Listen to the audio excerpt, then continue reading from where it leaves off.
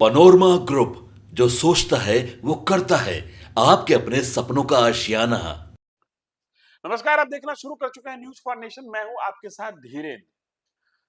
BJP के राष्ट्रीय कार्यकारी अध्यक्ष बनने के बाद नितिन नवीन पटना आए। एयरपोर्ट से लेकर बेली रोड होते हुए, शेखपुरा मोड़ बेली रोड होते हुए, इनकम टैक्स गोलंबर से घूमकर बीजेपी कार्यालय के दरवाजे के सामने से आगे बढ़कर मिलर हाई स्कूल में उनका अभिनंदन होना है, उनका स्वागत होना है। और इस क्रम में नितिन नवीन एक ओपन गाड़ी पर बैठकर अपने समर्थकों का अभिवादन स्वीकार कर रहे हैं। हम आपको दो वीडियो दिखा रहे हैं।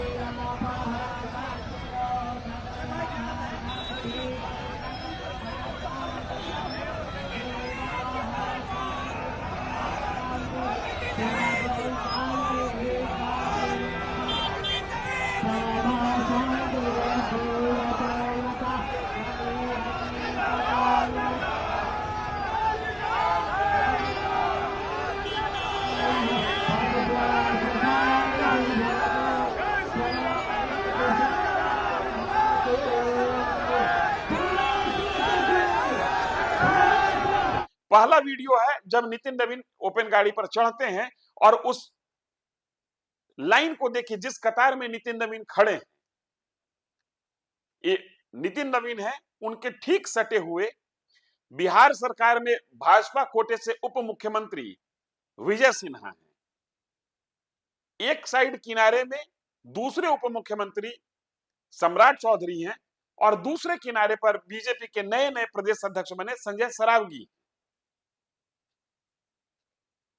ये क्रम नितिन नवीन का काफिला जब आगे बढ़ा तो शुरू में लगाया गया। इसका एक मतलब यह भी निकल कर आ रहा था कि दो नेता ऐसे जिनका फिजिकल हाइट समानांतर है, वो दोनों एक साथ रहें, और जिनको ईश्वर ने थोड़ा बड़ा कद दिया है वो दोनों के किनारे किनारे रहें। लेकिन जिस भी व्यक्ति ने इस कतार को सोचा, इस तरीके से नेता खड़े होंगे, ये प्लानिंग की, वो प्लानिंग बहुत देर तक टिकी नहीं।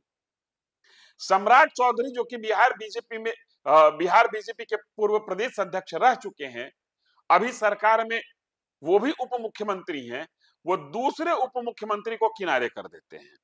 क्योंकि दूसरा वीडियो जो हम आपको दिखाने जा रहे हैं, उस वीडियो में राष्ट्रीय अध्यक्ष के बगल में सम्राट चौधरी खड़े हैं और अब एक साइड किनारे पर जहां पर पहले सम्राट चौधरी खड़े थे, वहां पर दूसरे डिप्टी सीएम चले गए, विजय सिन्हा चले गए। अब जो हाइट के अनुसार ये वीडियो है वो जिगजैग के कैटेगरी में है, छोटा बड़ा छोटा फिर बड़ा। क्योंकि दूसरे कोने पर जहां पर संजय सरावगी शुरू से जहां पर खड़े थे, वहां पर वो अभी भी खड़े हैं। इस वीडियो का क्या मतलब निकाला जाए? क्या सम्राट चौधरी का कद विजय सिन्हा से ज्यादा बड़ा है? क्योंकि विजय सिन्हा शुरू में राष्ट्रीय कार्यकारी अध्यक्ष के बगल में खड़े हुए थे और उनको हटाकर, उनको किनारे करके सम्राट चौधरी को बगल में खड़ा किया गया। और ये चीजें मायने रखती हैं। राजनीति में क्रम का अपना एक महत्व है, ये प्रोटोकॉल का हिस्सा है कि कौन कहां पर खड़ा होगा और कैसे खड़ा होगा। तो क्या प्रोटोकॉल का उल्लंघन पहले हुआ था या प्रोटोकॉल का उल्लंघन बाद में हुआ? क्या ये एक मैसेज है राष्ट्रीय कार्यकारी अध्यक्ष के द्वारा कि बिहार बीजेपी का चेहरा कौन होगा, बिहार बीजेपी में नंबर 1 के पोजीशन पर कौन जाएगा और नंबर 1 के पोजीशन पर कौन है? ये एक मैसेज है।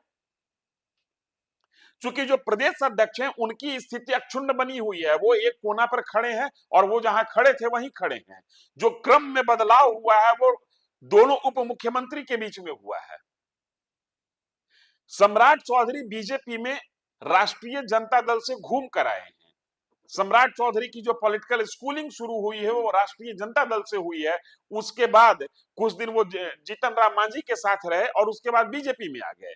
बीजेपी में आने के बाद उनके जिम्मे प्रदेश अध्यक्ष की कुर्सी भी मिली और डिप्टी सीएम भी बने।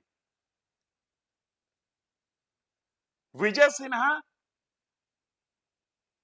विद्यार्थी परिषद आरएसएस से होते हुए बीजेपी में आए हैं। विजय सिन्हा ने कभी भी दलगत निष्ठा नहीं बदली।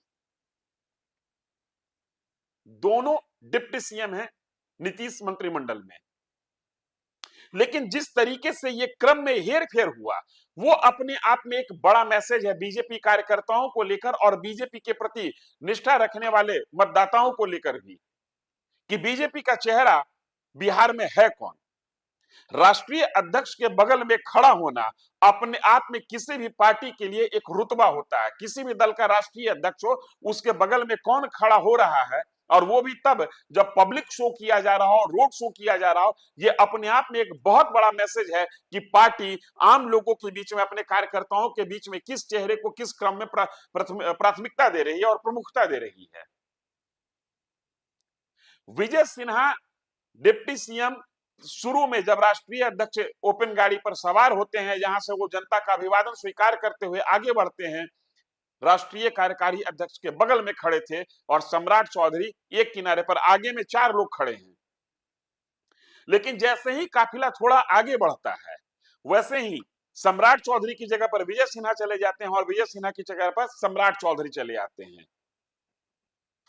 अपने आप में तस्वीरें बहुत कुछ बोल रही हैं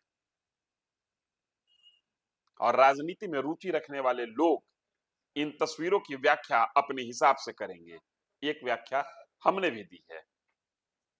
इस तस्वीर को देखिए, अंदाजा लगाइए कि पार्टी इससे क्या मैसेज देना चाहती है। हम छोड़े जा रहे हैं आपको इन दोनों तस्वीरों के साथ। धन्यवाद।